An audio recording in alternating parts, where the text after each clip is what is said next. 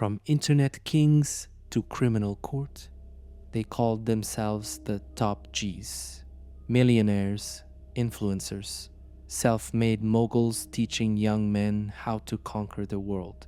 But now, Andrew and Tristan Tate are facing the fight of their lives, not in the ring, not in a podcast, but inside a courtroom. 21 criminal charges, 4 alleged victims, 2 countries. And if convicted, their empire could crumble. This isn't just a scandal. It's a global legal battle that started in Romania, and now it's coming home to the UK. So how did two brothers go from viral fame to the center of one of the most controversial criminal cases in modern influencer history? Keep watching, because what you're about to hear is not the story they tell online. Before the headlines, before the handcuffs, Andrew and Tristan Tate were already internet royalty. Andrew Tate, a former world champion kickboxer turned online entrepreneur, made his name not just in the ring, but in the algorithm. With a deep voice, tailored suits, fast cars, and firebrand opinions, he built a global following by preaching what he called real masculinity. He called himself the top G, and he sold young men the dream: freedom, dominance, wealth, and women. His brother Tristan was right beside him, quieter, but just as flashy. The ex-reality TV contestant turned businessman mirrored Andrew's image: cigars, Lamborghinis, and a lifestyle dripping with luxury. Together, they became icons of the so-called hustler mindset. Their empire grew fast. From Hustlers University, a paid program promising financial independence, to TikTok and YouTube clips shared by millions, to appearances on the world's biggest podcasts. But there was always controversy. They were banned from platforms like Instagram and Twitter for promoting what many called misogynistic and dangerous views. Still, their influence only grew, especially among young men looking for identity and power in a confusing world. But now, those same men who claimed to teach strength and control are being accused of using power in the darkest ways imaginable. In May 2025, everything changed. The Ox Crown Prosecution Service dropped a bombshell. 21 criminal charges filed against Andrew and Tristan Tate for crimes allegedly committed between 2012 and 2015 in Bedfordshire, England. Let's break it down. Andrew Tate faces 10 charges, including rape, human trafficking, assault causing actual bodily harm, controlling prostitution for gain. Tristan Tate faces 11 charges, which also include rape, human trafficking, financial exploitation. These allegations come from 4 women who say they were manipulated, abused, and controlled by the brothers over a period of several years. Authorities say this wasn't random. According to UK prosecutors, the Tates systematically used coercion, violence, and false promises to exploit women not just emotionally, but financially and physically. These charges are separate from their legal troubles in Romania, meaning the UK is now building its own criminal case. And here's the kicker. This investigation has been underway for nearly a decade. But only now, in 2025, are the charges moving forward. Why the delay? Why now? And how does this tie into what's happening in Eastern Europe? Let's take a closer look at the other half of this international case, the Romanian investigation that started it all. Before the UK stepped in, it was Romania that first brought the Tate brothers under legal fire. It all began on December 29, 2022, when Romanian anti-organized crime units raided the Tate compound in Bucharest. The accusations? Human trafficking, sexual assaults, forming an organized crime group to exploit women. Romanian prosecutors allege that Andrew and Tristan Tate, along with two Romanian associates, lured women from abroad promising love, luxury, and success, only to allegedly coerce them into sex work and online webcam performances, all under tight control. The women, some as young as 18, were allegedly monitored, isolated, and manipulated through what prosecutors called a loverboy method, where affection is used as bait for control. The arrest sent shockwaves through the internet. Videos of Andrew being led away by Romanian police in a black hoodie went viral instantly. Some cheered. Others called it a setup, and millions waited for answers. The brothers spent 3 months in pre-trial detention, then several more under house arrest. Their phones, cars, and digital accounts were all seized. Yet even under legal scrutiny, they kept posting. Live streams, tweets, interviews. "They're trying to silence us," Andrew Tate claimed. "This is a battle against the Matrix." But Romanian authorities weren't backing down. In August 2023, the investigation expanded to include allegations involving minors, money laundering, and witness intimidation. At the time of this video, no convictions have been made in Romania, and the Tates continue to deny all wrongdoing. However, the case is still open and it's not going away. And while that legal storm was brewing, something else was happening across the English Channel. Now here's where it gets complicated, because when two countries want to prosecute the same people, it's not just about guilt or innocence, it's a battle over jurisdiction, timing, and international law. So what happens when both the UK and Romania want the Tate brothers in court? Here's what we know. After the 21 UK charges were formally authorized by the Crown Prosecution Service in early 2024, UK authorities quietly filed an international arrest warrant for both Andrew and Tristan. But there was a problem. They were already under legal process in Romania, still under house arrest, still facing serious charges. And according to Romanian law, they couldn't be extradited until those proceedings were either resolved or paused. In May 2025, a breakthrough came.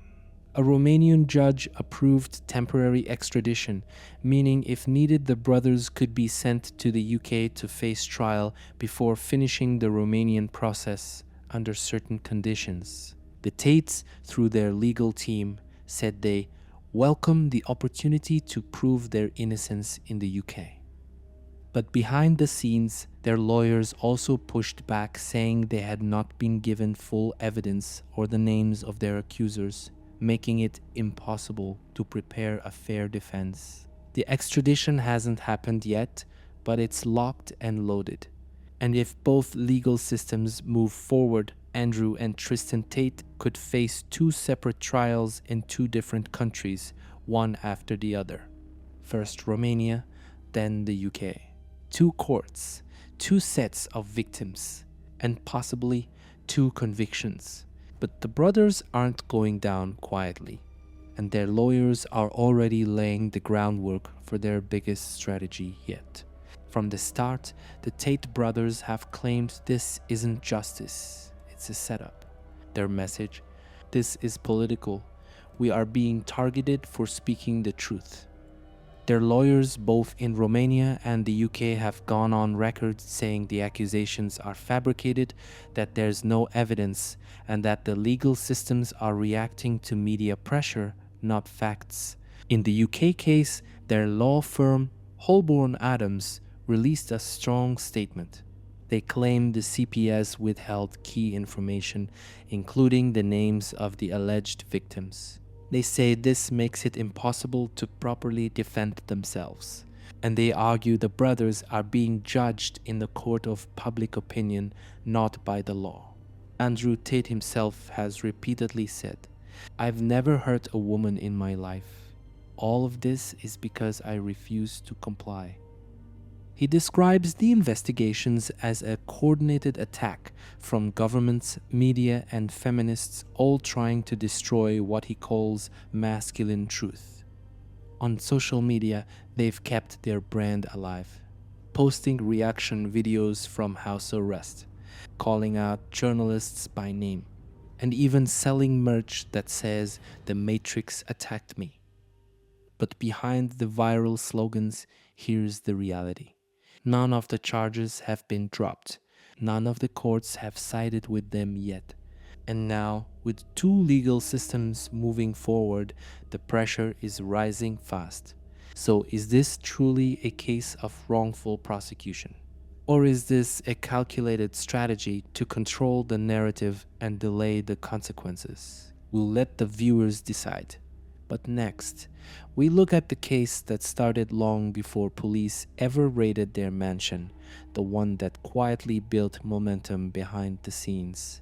Before the police charges, before the viral headlines, there was a warning no one wanted to hear. In 2023, four women from the UK filed a civil lawsuit against Andrew Tate, alleging that they were victims of rape, abuse, and exploitation at his hands between 2013 and 2015. These women say they went to Bedfordshire police nearly a decade ago and were ignored. One woman told reporters, "They told me it was my word against his. They laughed when I showed them the texts."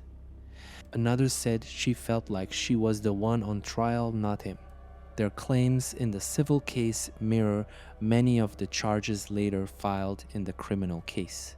Emotional manipulation, physical violence, coercion into sexual acts, financial and psychological control. The lawsuit made one powerful accusation: that the system failed them, and that Andrew Tate's public platform grew only because the justice system looked the other way. What's even more disturbing, court filings show the women had screenshots, messages, and even audio, yet still, the case went nowhere for years. But once the Romanian investigation made headlines, UK authorities reopened their files, and shortly after, the 21 criminal charges were officially filed. The civil lawsuit is now scheduled for trial in 2027, the same year as the criminal trial in the UK. Two tracks, same accusations. Two chances for the system to prove whether it got it right or failed again. Up next, we go beyond the courtroom and into the real world, because whether they're convicted or not, the Tate brothers have already left a deep mark on an entire generation. Even if Andrew and Tristan Tate never set foot in a courtroom again, their influence is already everywhere. In classrooms, on Discord servers, in TikTok algorithms and teenage WhatsApp groups.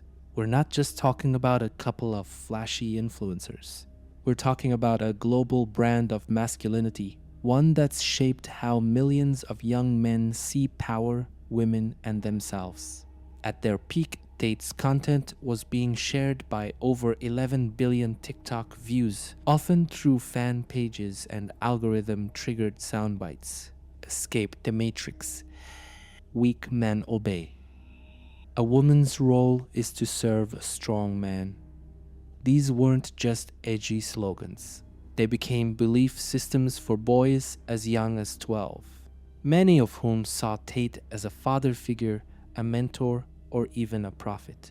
Schools across the UK, Canada, the US, and Australia reported a sharp rise in misogynistic behavior, students quoting Tate in class, bullying female peers, and rejecting any form of equality education. Mental health experts and educators began raising alarms, boys saying women should be owned, young men refusing to work with female teachers, students defending Tate even after the arrests. And here's the paradox. The more controversial he became, the stronger his influence grew. Because in the algorithm-driven world of social media, attention, even negative, is power. But what happens when that influence is built on a persona now tied to serious criminal allegations? That's the question parents are asking. That's the debate happening in classrooms, homes, and social feeds worldwide. Is Andrew Tate just misunderstood? Or is he a symbol of a deeper, growing divide between men and society? Next, we explore how that very question might be part of the Tate brothers' strategy and how fame itself might be their most powerful defense. For most people, being arrested for human trafficking would destroy their reputation. But for Andrew and Tristan Tate, it seemed to make them more famous. Why? Because their brand wasn't built on trust, it was built on defiance.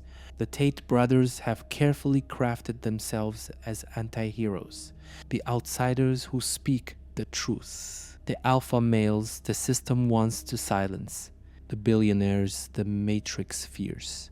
Every time a platform banned them, they gained followers. Every time the media criticized them, their fans doubled down. Every legal blow became part of the narrative. See, they're scared of us. Their podcast interviews, live streams, and viral sound bites weren't just content, they were armor. Fame became a force field, a distraction, a smokescreen. And while public opinion argued over who they really are, the lawsuits moved slowly. The trials were postponed. The story stayed murky. That's the genius or the danger of persona-based fame. It's not about truth or justice. It's about controlling the narrative louder and faster than the facts can keep up.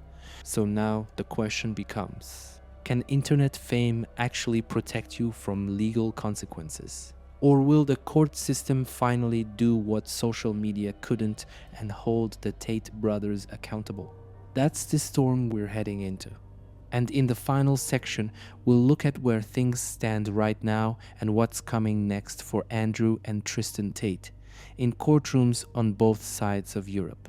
Right now, Andrew and Tristan Tate are standing on the edge of a legal cliff, and the drop could be massive. Here's what we know. In Romania, the brothers are still under investigation. No final conviction yet, but prosecutors say the case is active and advancing. In the UK, the criminal trial has been greenlit and is scheduled for 2027.